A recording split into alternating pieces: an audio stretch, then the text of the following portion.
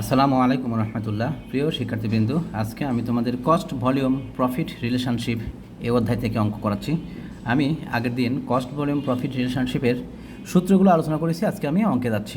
Problem 1, total production of N company is 40,000 units. N কোম্পানির total প্রোডাকশনের পরিমাণ দেওয়া আছে কত? 40,000 unit. Selling price per unit is টাকা 200 and the variable cost per unit is টাকা 40। এখানে বলে দিচ্ছে সেলিং প্রাইস পার ইউনিট মানে একক প্রতি বিক্রয় মূল্য দেওয়া হচ্ছে 200 টাকা, আর ভেরিয়েবল কস্ট পার ইউনিট মানে একক প্রতি পরিবর্তনশীল ব্যয়ের পরিমাণ দেওয়া হচ্ছে 40 টাকা। অ্যানুয়াল ফিক্সড কস্ট, বাৎসরিক টোটাল ফিক্সড কস্টের পরিমাণ দেওয়া আছে 12 লাখ টাকা দিয়ে। এখন এই কয়েকটা তথ্য দিয়ে আমাদের বের করতে বলেছে কি?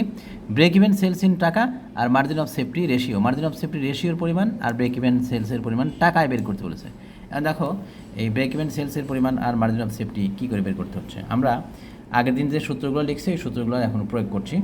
রিকোয়ারমেন্ট 1, বিপি ইন টাকা, BP in units into selling price per unit. আমরা বিপি ইউনিটকে সেলিং প্রাইস পার ইউনিট দিয়ে গুণ করলে পেয়ে দেবো কি? বিপি ইন টাকা। তো বিপি ইন ইউনিটস এটা তো আমাদের অঙ্কে দেওয়া নাই, আমাদের অঙ্কে যেহেতু দেওয়া নাই সুতরাং এটা বের করতে হবে। এটার একটা সূত্র আলাদা আছে, আমরা সেই সূত্রই প্রয়োগ করছি।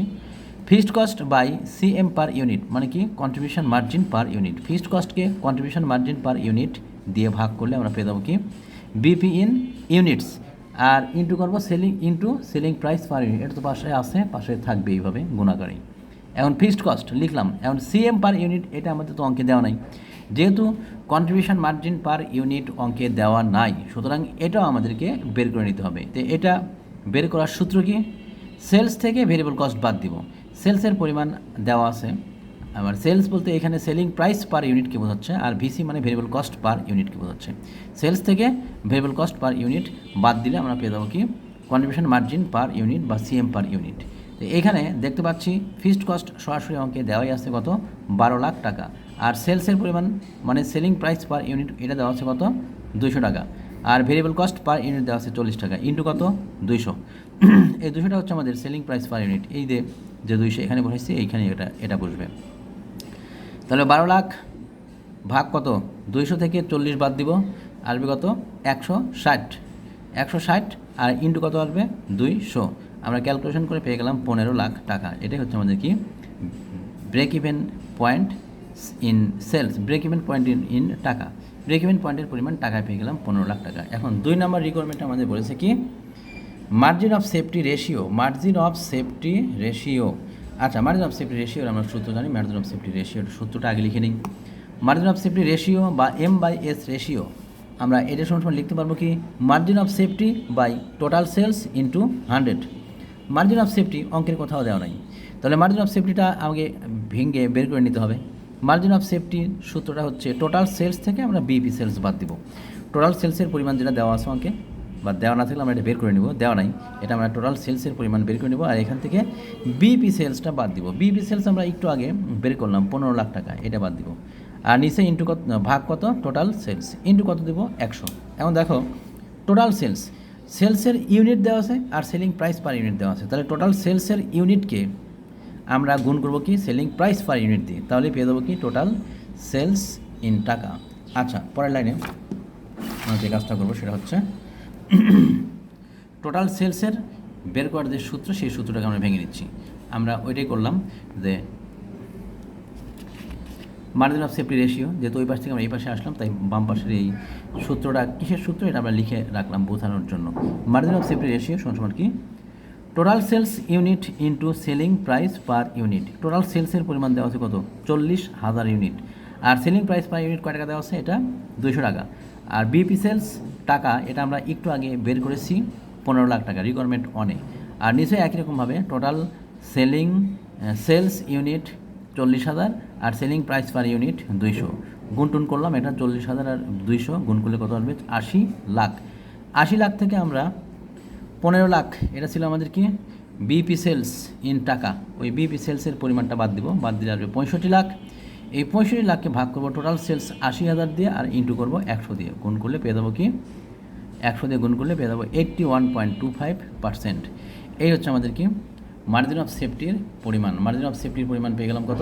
81.25%। এখন লাস্টে আমরা অ্যান্সার লিখবো এরকম করে যে অ্যান্সার বিপি ইন টাকা সমান 15 লাখ, আর মার্জিন অফ সেফটি রেশিও সমান 81.25%।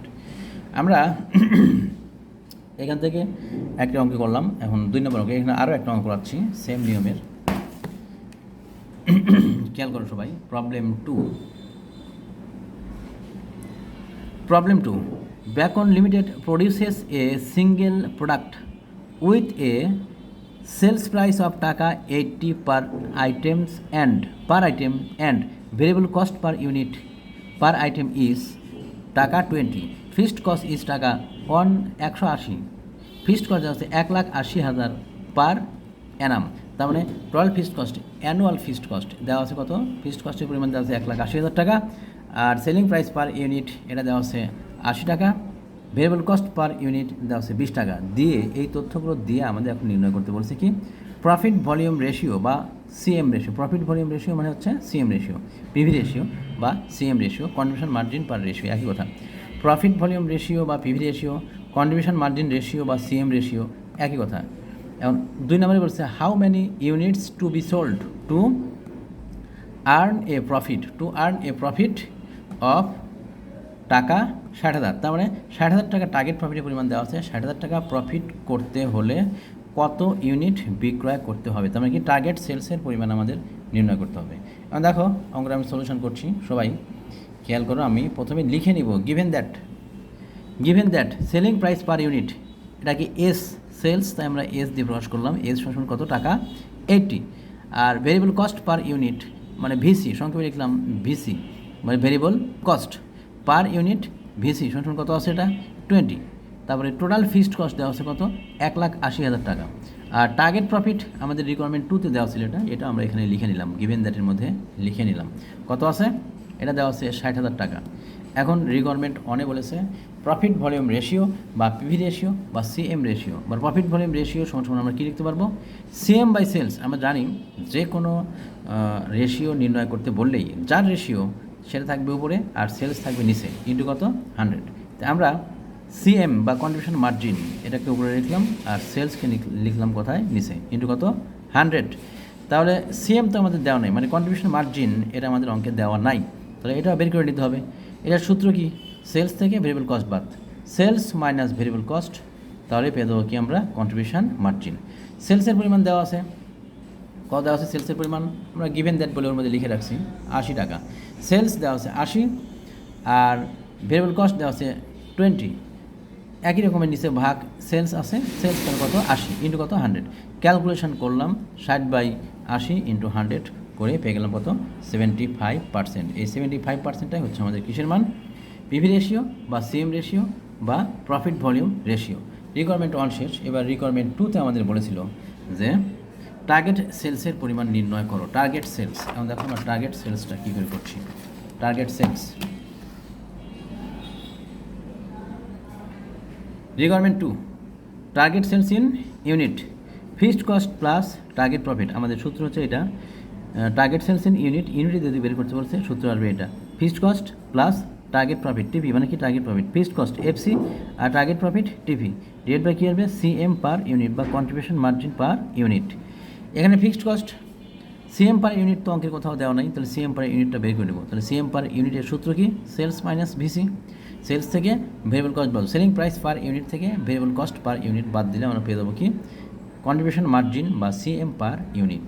তা আমরা এই যে মানগুলো পেয়েছি সেই মানগুলো বসিয়ে দেবো এখানে। ফিক্সড কস্টের পরিমাণ দেওয়া আছে 1,80,000, টার্গেট প্রফিটের পরিমাণ 60,000 আর সেলসের পরিমাণ কত আছে? সেলসের পরিমাণ দেওয়া আছে 80,000 আর ভেরিয়েবল কস্ট দেওয়া আছে 20 টাকা। আমরা ক্যালকুলেশন করলাম, করে এখান থেকে পেয়ে গেলাম 4,000 ইউনিটস। তাহলে আমরা লাস্টে এখন অ্যান্সার লিখছি যে রিকোয়ারমেন্ট 1-এ সিএম রেশিও 75% আর টার্গেট সেলস ইন ইউনিট এটা পেলাম 4,000 ইউনিটস। এই ছিল আমাদের আজকের অঙ্ক। সবাই ভালো থাকো, আল্লাহ হাফেজ।